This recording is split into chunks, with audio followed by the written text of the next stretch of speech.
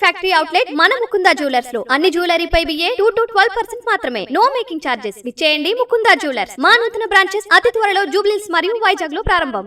America Iran మధ్య ఉద్రిక్తతలు తగ్గే సూచనలు కనిపిస్తున్నాయి.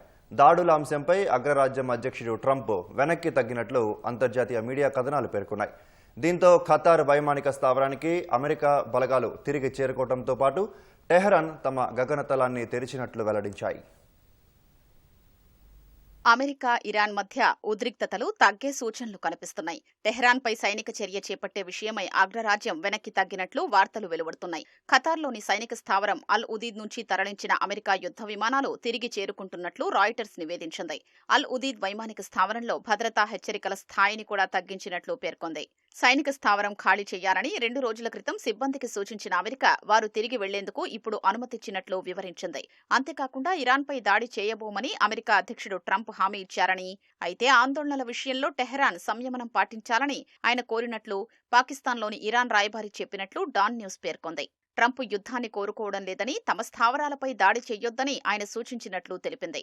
నిరసనకారులపై అణచివేత చర్యలు తగ్గినందున ఇరాన్పై సైనిక చర్యపై వేచి చూసే ధోరణి అనుసరించనున్నట్లు డాన్ న్యూస్ పేర్కొంది.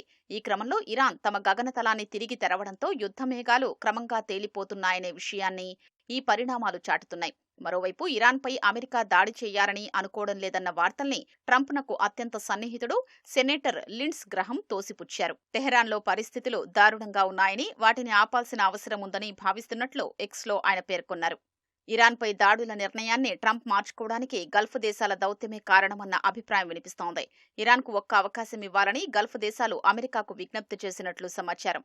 దాడుల వల్ల మధ్యప్రాచ్యం ఒడిదుడుకుల్ని ఎదుర్కొనే ప్రమాదముందని సౌదీ అరేబియా, ఖతార్, ఒమన్లో ఆందోళన వ్యక్తం చేసినట్లు అంతర్జాతీయ మీడియా కథనాలు పేర్కొన్నాయి. అమెరికాతో సంప్రదింపులు కొనసాగుతున్నట్లు గల్ఫ్ ప్రతినిధి వెల్లడించారని తెలిపారు.